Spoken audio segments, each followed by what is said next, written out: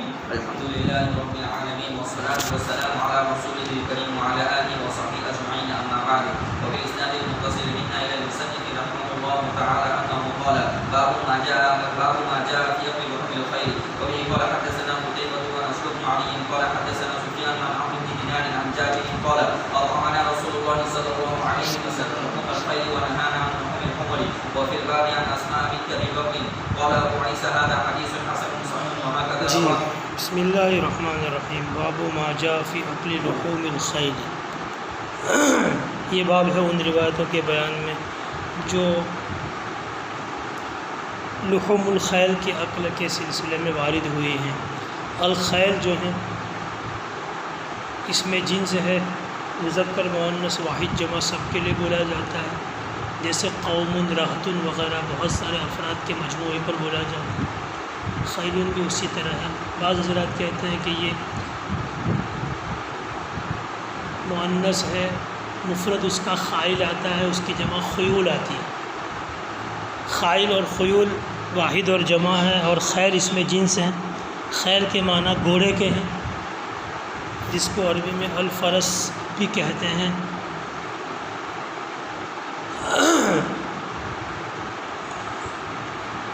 گھوڑا عمدہ قسم کا جانور ہے، اور روایتوں میں بعض جگہ ایسا بتلایا گیا ہے کہ حضرت آدم علیہ السلام کو جب اللہ تعالیٰ نے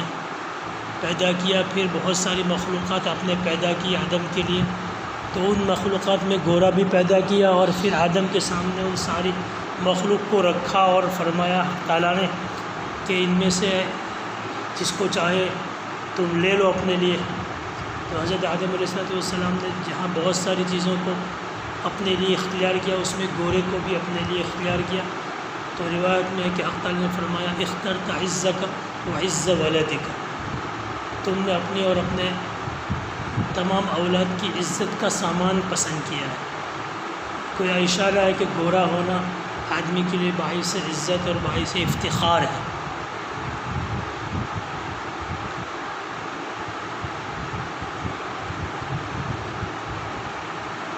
اس لیے جو معبرین ہیں، خواب کی تعبیر بتلانے والے علماء، وہ کہتے ہیں کہ خواب میں گھوڑے کا دیکھنا یہ تعبیر رکھتا ہے کہ آدمی کو عزت حاصل ہوگی، دولت اور شوکت حاصل ہوگی، اپنے دشمن کے مقابلے میں اس کو کامیابی اور فتح و نصرت حاصل ہوگی. آیت سے بھی اس کی طرف وہ لوگ اقتباس کرتے ہوئے استدلال کرتے ہیں وَمِن رِبَاطِ الْخَيْلِ تُرْهِبُونَ بِهِ عَدُوَّ اللَّهِ وَعَدُوَّكُمْ. تو خیل گویا عزت اور دولت اور شوکت کے حصول کا ذریعہ بھی ہے، اور گھوڑے کے اوصاف بھی آدمی سے بہت سارے ملتے جلتے ہیں. اس کی شجاعت، شرافت نفس اور وفاداری،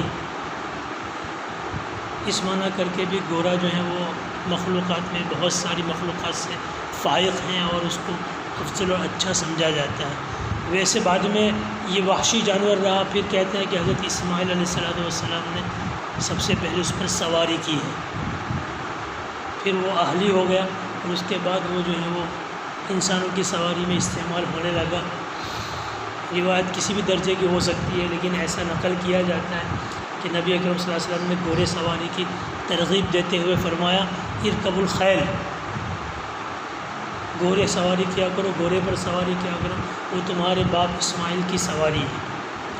تو گویا اس میں اشارہ اسی طرح ہے کہ حضرت اسماعیل نے اس پر سواری کا پہلے آغاز فرمایا، پھر انسانوں میں یہ سواری کے طور پر، رکوب کے طور پر استعمال ہونے لگا، اور خاص سواری ہو گئی انسان کی، جو انسان کے لیے قابل عزت ہے، باعث فخر مباحات بھی بن جاتی ہے. تو گھوڑا بہت عمدہ جانور ہے. یہاں نبی اکرم صلی اللہ علیہ وسلم کے پاس بہت سارے گھوڑے ہیں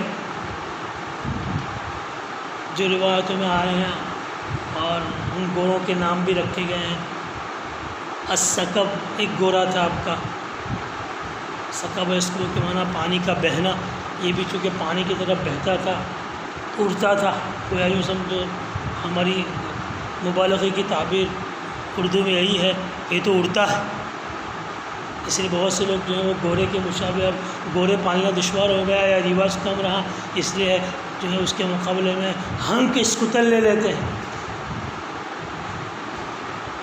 یا بڑی والی جو ہے وہ ٹو ویلر اعلیٰ درجے کی خریدتے ہیں، یہ بھی قسم کا گورا ہی ہے اور باعث افتخاری ہے، یہ بھی عزت کا سامان سمجھا جاتا ہے کہ آدمی اس پر نکلتا ہے، جیسے گھوڑے پر بیٹھتا ہے تو اس کو ایسا لگتا ہے کہ ہمیں سواری ہوں، سواری پر ہوں اور گویا معزز معلوم ہوتا ہوں، آدمی میں اپنے نفس میں ایک قسم کا جو وہ علو اور بلندی محسوس ہوتی ہے، گھوڑے پر بیٹھنے سے بھی محسوس ہوتا ہے، تو بڑی ٹو ویلر اچھی عمدہ قسم کی ہو تو اس پر بھی ایسا محسوس ہوتا ہے، تو اس پر بھی بہت سے لوگ لکھوا دیتے ہیں پون پترا، یعنی مبالغے والا نام ہے کہ یہ جو ہے وہ ابن الہوا ہے، ابن الری ہے، یعنی ہوا کا بیٹا ہے، ہوا کی طرح اڑتا ہے، سکب ہے۔ نبی اکرم صلی اللہ علیہ وسلم نے گھوڑے کا نام سکب رکھا تھا، کسی سے خریدا تھا عربی سے، تو اس کے یہاں اس کا نام زرس تھا، حضور نے نام بدل دیا، کہا یہ تو سکب ہے۔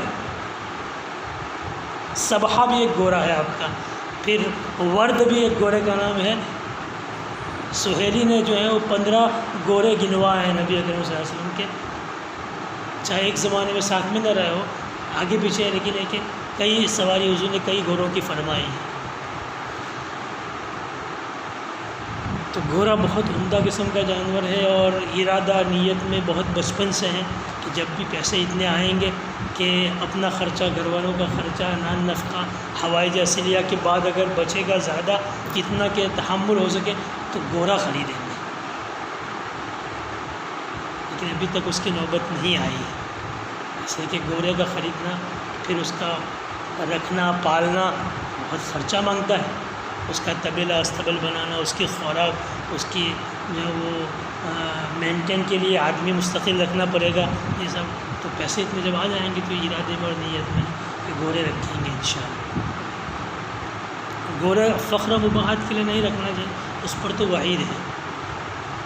جہاد فی سبیل اللہ کی نیت سے رکھنا چاہیے کہ اللہ کے راستے میں جہاد کریں گے، اللہ کے راستے میں اس کو اوپر سواری پر جائیں گے تو یہ باعث اجر ہے، فخر و مباحت کے لیے تو پھر باعث وزر ہے۔ اور گھوڑے کے خواص بھی بتلائے گئے ہیں بہت سارے، اس کی جو ہے وہ دم کا بال جو ہے وہ کھینچ لیا جائے اور دروازے پر ممدود رکھ دیا جائے تو کہا اس میں پسو اور کیڑے وغیرہ داخل نہیں ہوں گے اس گھر میں۔ گھوڑی کا دودھ بھی جو ہے وہ ایسا کہتے ہیں کہ اگر کوئی عورت پی لے گئے، اس کو پتہ نہ ہو کہ گھوڑی کا دودھ ہے اور پی لے اور شوہر مجامعت کرے تو وہ حاملہ نہیں ہوگی۔ تو کٹمب نیوجن کے جو اسباب اختیار کیے جاتے ہیں حکومت کی طرف سے دیے جاتے ہیں کہ بھئی ضبط تولید ہونا چاہیے، بچے پیدا مت کرو، اب انسانوں سے دنیا بھر رہی ہے اور کہاں سے گندم اور چاول لائیں گے اور کہاں سے کھلائیں گے، کتنے لوگ مر رہے ہیں، بہت سے لوگ کہہ رہے ہیں کہ کورونا اسی لیے چلایا گیا ہے کہ دنیا کی آبادی کو یہ کنٹرول کرنا چاہتے ہیں کہ کم سے کم ہو جائے، تو گھوڑی کا دودھ ہی پلا دیا جائے، بچے ہی پیدا نہیں ہوں گے، عورتوں کو حاملہ ہی نہیں ہوگی۔ بیرزون گھوڑے کا نام ہے، ایک نسل کا گھوڑا آتا ہے، نہ اس گھوڑے کا گوشت کھانے سے بھی حاملہ نہیں ہوتی عورتیں، تو قدرتی جو وہ ضبط تولید کی اسباب ہے جس میں کوئی گناہ بھی نہیں۔ یہاں اس سب سے بحث نہیں ہے، یہاں امام ترمذی باب قائم کر کے فقط یہ بتلانا چاہتے ہیں کہ گھوڑے کا گوشت کھانا جائز ہے کہ نہیں ہے۔ روایت باب کے تحت لائی گئی ہے، حضرت جابر رضی اللہ تعالیٰ عنہ کی روایت ہے۔ حضرت جابر رضی اللہ تعالیٰ عنہ سے روایت کرنے والے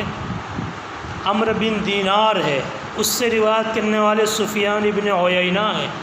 امام ترمذی کے شیخ قتیبہ اور نصر بن علی دو ہیں۔ وبی قال حدثنا قتیبۃ و نصر بن علی قال حدثنا سفیان۔ نصر بن علی اور قتیبہ بن سعید بغلانی یہ دونوں کہتے ہیں کہ ہمیں سفیان بن عیینہ نے روایت بیان کی عن عمرو بن دینار، سفیان بن عیینہ نقل کرتے ہیں عمرو بن دینار سے، وعن جابر، وہ حضرت جابر ابن عبداللہ رضی اللہ تعالیٰ عنہ سے روایت کرتے ہیں، قال حضرت جابر نے فرمایا اطعمنا رسول اللہ صلی اللہ علیہ وسلم لحوم الخیل ونہانا عن لحوم الحمر۔ اللہ کے رسول صلی اللہ علیہ وسلم نے ہم کو گھوڑے کا گوشت کھلایا اور ہم کو گدھوں کے گوشت سے روک دیا۔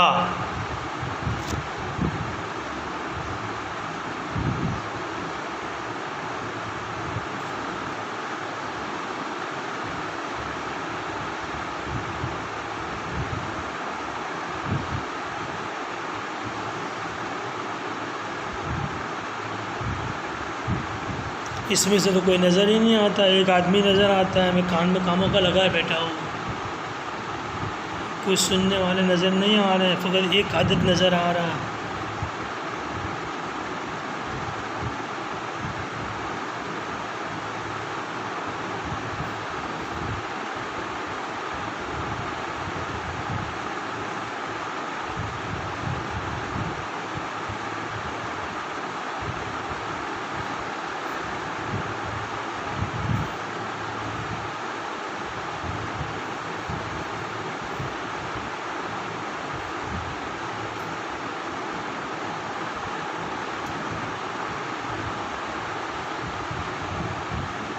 جی اس میں کتنے لوگ آئے ہیں؟ اب نظر آئے ہیں 5 آدمی ہیں، محمد ہے اور یوبویس وغیرہ ہے، اور یہ کوئی صاحب بخاری شریف کے نام سے ہیں، اسماعیل فالا معلوم نہیں کیا ہے، باقی لوگ کہاں آئے ہیں سب؟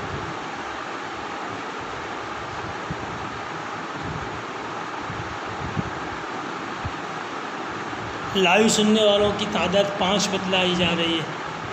تو بہت سا لوگ ہونے چاہیے، 10-15 کم سے کم، 3 اور 3 6 یہاں ہیں تو باقی 23-24 تو ہے، تو اس میں سے کم 13-15 تو ہونے ہی چاہیے۔ بارش کے موسم میں سب سو گئے،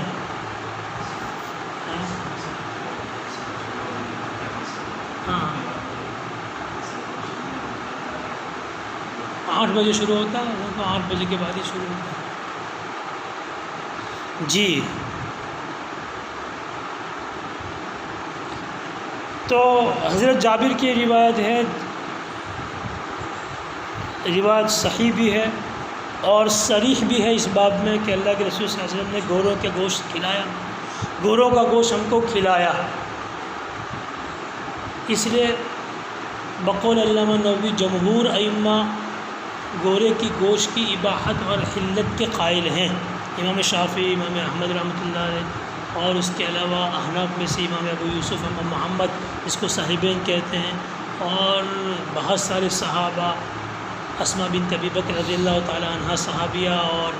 اس کے علاوہ سوید بن غفلہ، تابعین میں سے اسود، علقمہ، یہ سب جو ہیں وہ اس بات کے قائل ہیں کہ گورے کا گوشت کھانا حلال ہے۔ حضرت جابر کی روایت صحیح ہے فن حدیث کے اعتبار سے، اور صراحت دلالت کرتی ہے، صریح بھی ہے کہ گورے کا گوشت حضور نے ہم کو کھلایا، گورا کا گوشت کھانا جائز ہوگا۔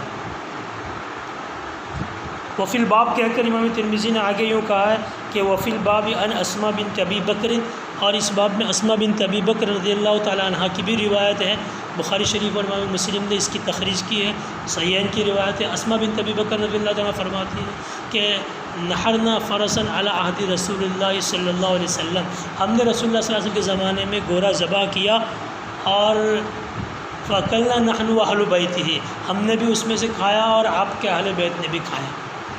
تو یہ مسلم شریف کی تخریج ہے، روایت ہے، یہ بھی صحیح ہے اور صراحتاً ہے کہ نبی اکرم صلی اللہ علیہ وسلم کے زمانے میں گورا ہم نے ذبح کیا تھا اور اس کا گوشت ہم نے اور آپ کے گھر والوں نے کھایا۔ تو یہ دونوں روایتیں صحیح ہیں اور صریح ہیں، اسی لیے جمہور ائمہ اس بات کے قائل ہوئے ہیں کہ گورے کا گوشت کھانا حلال ہے۔ امام ابو حنیفہ رحمۃ اللہ علیہ سے روایت ہے کہ گورے کا گوشت جو ہے وہ حرام ہے، ممنوع ہے۔ امام مالک کی بھی ایک روایت ہے۔ امام مالک کی یہاں مکروہ ہے، پھر مالکیہ میں اختلاف ہو گیا کہ مکروہ تحریمی ہے کہ تنزیہ ہے۔ امام ابو حنیفہ رحمۃ اللہ علیہ سے روایت بھی حرام ہونے کی ہے، لیکن اس میں بھی پھر اختلاف ہو گیا کہ تحریم کون سی ہے، مکروہ ہونا تحریمی ہے یا تنزیہ ہے۔ متاخرین احناف جو ہیں وہ یہ کہتے ہیں کہ مکروہ تنزیہی ہے، بعض لوگ کہتے ہیں کہ مکروہ تحریمی ہے۔ ظاہر الروایہ اور مفتہ بھی قول تنزیہی ہونے کا ہی ہے اور یہی صحیح ہے۔ بہرحال یہ لوگ جو ہیں امام مالک اور امام ابو حنیفہ اور کچھ حضرات جو ہیں وہ گورے کی حرمت کے قائل ہوئے ہیں کہ مکروہ ممنوع ہے، اور ان لوگوں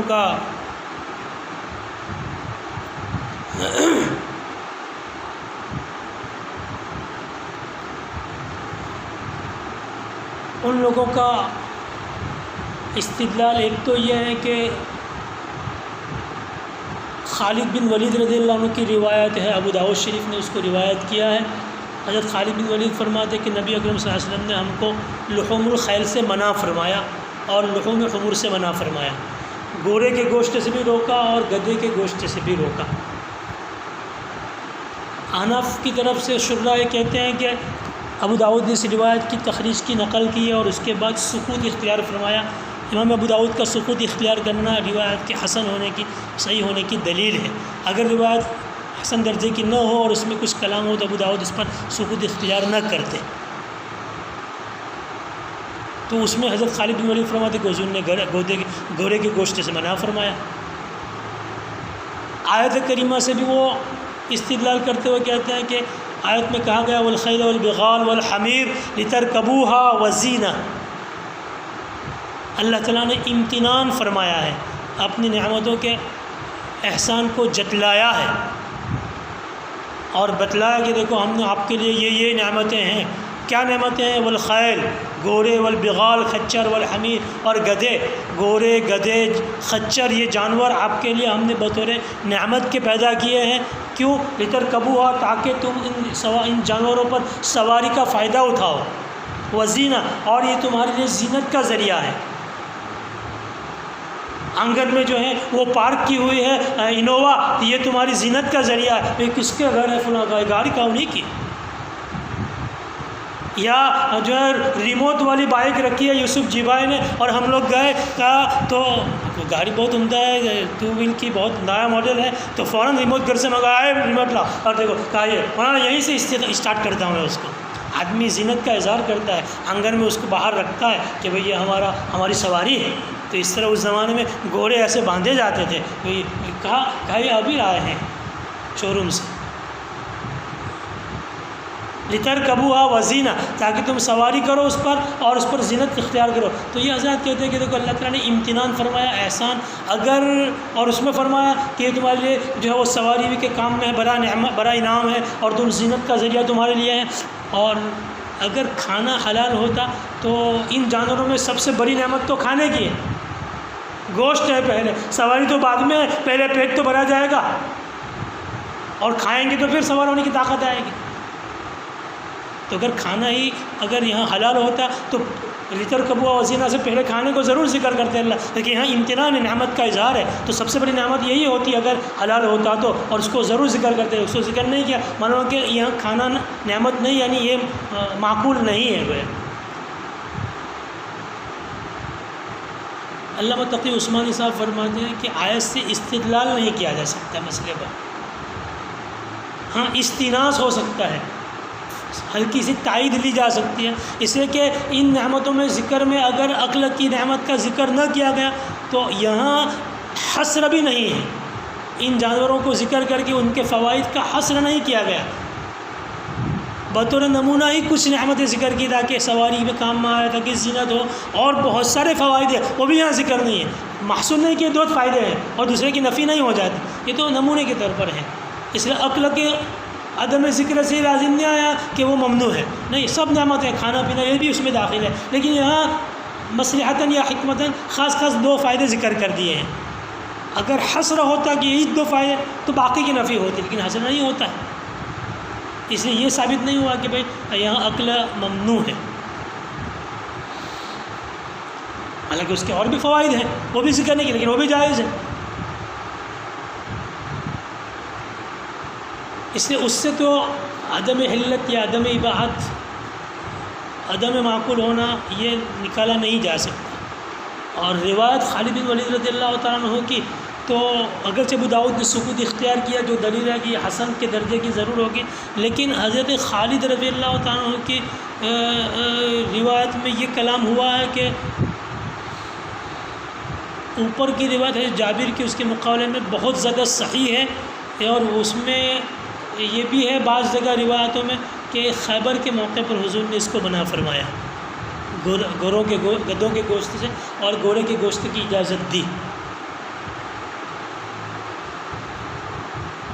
حضرت خالد کب اسلام لے آئے ہیں اس میں اختلاف ہے۔ علامہ شبلی نعمانی کہتے ہیں کہ صلح حدیبیہ کے فوراً بعد وہ ایمان میں داخل ہوئے ہیں، اور علامہ واقدی کہتے ہیں کہ خیبر کے غزوے کے بعد یہ اسلام میں آئے ہیں۔ خیبر میں وہی لوگ شریک تھے جو صلح حدیبیہ میں تھے،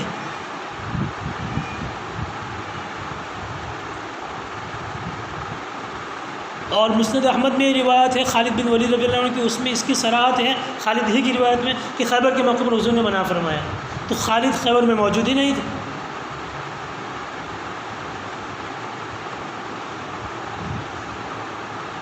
یہ جواب ہو گیا دفع دخل مقدم، یعنی وہ لوگ یوں کہہ رہے تھے جو لوگ اس کی حرمت کا استدلال کرنا چاہ رہے تھے کہ وہ خیبر کے موقع پر اجازت ہے اور خالد خیبر کے بعد ایمان میں آئے ہیں، اور روایت لا رہے کہ منافع کہ محرم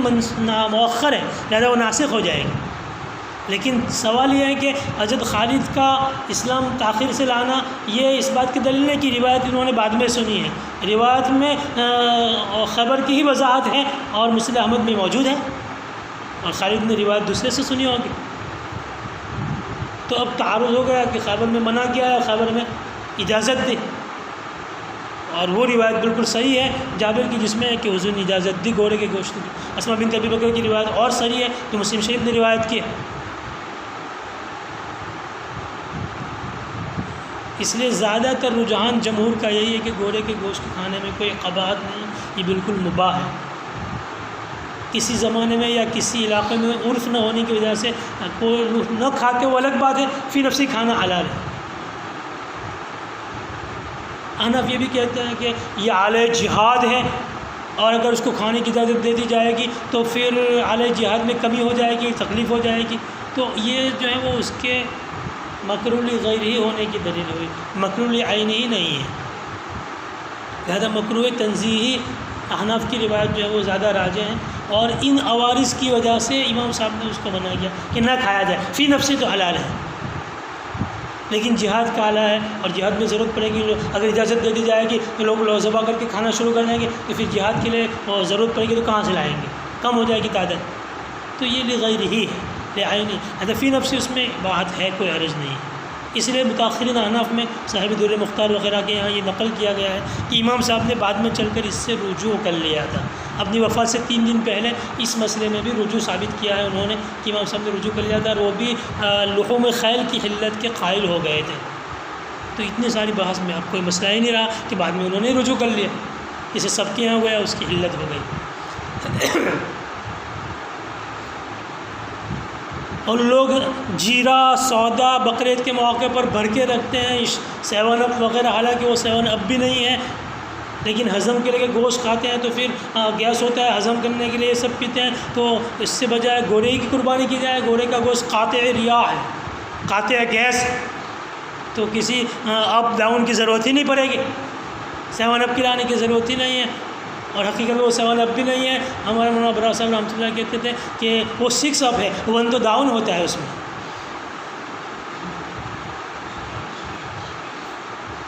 سمجھے کچھ تم لوگ؟ تو حضرت خالد کی روایت جو ہے وہ حضرت جابر کی روایت کے مقابلے میں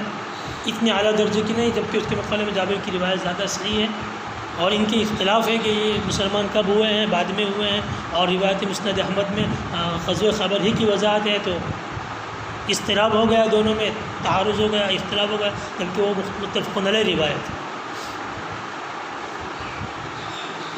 وفی الباب عن اسماء بنت ابی بکر، اور باب میں اسماء بنت ابی بکر کی روایت ہے جس کی تخریج امام مسلم نے کیا، میں نے اس کا نقل کر دیا۔ قال ابو عیسیٰ ترمذی فرماتے ہیں هذا حدیث حسن صحیح وهكذا روى غیر واحد من عمرو بن دینار، یہاں عمرو بن دینار سے نقل کرنے والے سفیان ابن عیینہ ہیں۔ ہم ترمذی کہتے ہیں کہ اس روایت کو عمرو بن دینار سے ابن عیینہ کے علاوہ بہت سارے لوگوں نے روایت کیا، ابن عیینہ اوپر نقل کر رہے ہیں، اس کے علاوہ 1 سے زائد لوگوں نے عمرو بن دینار سے، اور وہ حضرت جابر سے اس روایت کو نقل کرتے ہیں۔ البتہ عمرو بن دینار کے ایک اور شاگرد ہیں حماد بن زید، ورواہ حماد بن زید، حماد بن زید نے اس حدیث کو روایت کیا عمرو بن دینار سے ان محمد بن علی ان جابر، وہ حضرت عمرو بن دینار اور حضرت جابر کے درمیان محمد بن علی کا واسطہ لگتے ہیں، سند میں ایک واسطہ بڑھاتے ہیں کہ حضرت عمرو بن دینار براہ راست جابر سے نہیں بلکہ محمد بن علی سے، محمد باقر، محمد ابن علی زین العابدین ابن حسین ابن علی، حضرت حسین رضی اللہ تعالیٰ عنہ کے بیٹے علی زین العابدین ہے، جن کا لقب زین العابدین تھا، مشہور امام زین العابدین، شیعوں کے ائمہ میں سے بڑے امام سمجھے جاتے ہیں، تابعین کبار میں سے بڑے اولیاء اللہ، اور ان کے بیٹے ہیں محمد، یہ بھی شیعوں کے جو 12 ائمہ ہیں اہل بیت کے، یہی ہے حضرت حسین سے نیچے تک، تو محمد باقر ان کا لقب ہے، تو محمد بن علی کا واسطہ لاتے ہیں۔ یہ بھی حضرت جابر کے ثقہ تلامذہ میں سے ہیں، جابر کی روایتیں نقل کرنے میں محمد باقر رحمۃ اللہ علیہ جو ہیں تو وہ محمد باقر کا واسطہ لاتے ہیں، جبکہ ابن عیینہ کی سند میں حضرت عمرو بن دینار براہ راست حضرت جابر سے نقل کرتے ہیں بغیر واسطے کے، اور محمد بن زین نے اس کو روایت کیا عمرو بن دینار سے، وہ محمد بن علی سے اور وہ جابر سے، وہ امام ترمذی کہتے ہیں روایت ابن عیینہ اصح، ابن عیینہ والا طریق جو ہے روایت کا وہ زیادہ صحیح ہے۔ شرح کہتے ہیں کہ ابن عیینہ کے طریق کو اصح کہنا امام ترمذی کا، اس پر ان کو یہ کلام ہے کہ محمد بن علی والے واسطے سے جو روایت محمد بن زید کی نقل کی گئی ہے یہ بھی امام بخاری نے نقل کیا اور اسی پر اختصار کیا ہے، اور بیہقی نے تو یہ کہا ہے کہ عمرو بن دینار کا سماع حضرت جابر سے ثابت نہیں، لم یسمعہ،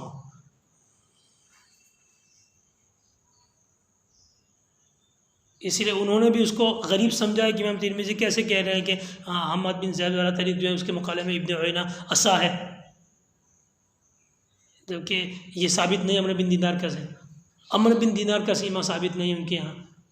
اس لیے زیادہ سے زیادہ یوں ہو سکتا ہے کہ اگر البتہ بیہقی کا یوں کہنا کہ سیما عدم سیما ہے، اس سے لازم نہیں آتا کہ امام ترمذی کے قائل، امام ترمذی خود امام فن ہے، وہ کہتے ہیں میرے نزدیک اتصال ثابت ہے، عمرو بن دینار نے سنا ہے، وہ اپنے اعتبار سے اس کا اتصال ثابت کرتے ہیں، تو ان کی بات بھی معتبر ہے، وزنی ہے، بیہقی کے رد کرنے سے رد نہیں ہوتا ہے، تو گویا متصل ان کے یہاں ثابت ہے۔ تو اب یہ ہوا کہ بھائی محمد بن علی کے واسطے سے اگر وہاں سیما ثابت ہے امام ترمذی کے بقول اور صحیح ہے، تو پھر یہ مزید فی متصل الاسناد کے قبیل سے ہوگا، یعنی متصل الاسناد وہ بھی ہوئی آپ کے یہاں، تو یہ بھی، تو اس میں ذاتی سند کے ساتھ، ذاتی رجل کے ساتھ ہے، لہذا مزید فی متصل اسناد کے قبیل سے ہے، لیکن یوں کہنا کہ اس کے مقابلے میں وہ اصح ہے، یہ اصحیت کا دعویٰ جو ہے وہ اس پر شرح کو کلام ہو گیا ہے، جیسے کہ وہ بھی مسند متصلی ہے اور ذاتی کے ساتھ ہے، وہ روایت ابن عیینہ اصح، وہ سمیت محمد یقول، اس کی تائید امام ترمذی اصح ہونے کی یہ پیش کر رہے ہیں کہ میں نے امام بخاری، محمد سے مراد محمد ابن اسماعیل بخاری ہے، امام ترمذی کے مشائخ میں سے ہیں، محمد ابن اسماعیل بخاری کو یہ کہتے ہوئے سنا ہے کہ سفیان بن عیینہ احفظ من حماد بن زید، وجہ یہ ہے کہ امام بخاری کہتے ہیں کہ حماد بن زید کے مقابلے میں سفیان بن عیینہ جو ہیں وہ محدث میں زیادہ مضبوط ہیں، اس لیے ان کا طریق زیادہ صحیح سمجھا جائے گا۔ باب ما جاء فی لحوم الحمور الاہلیہ،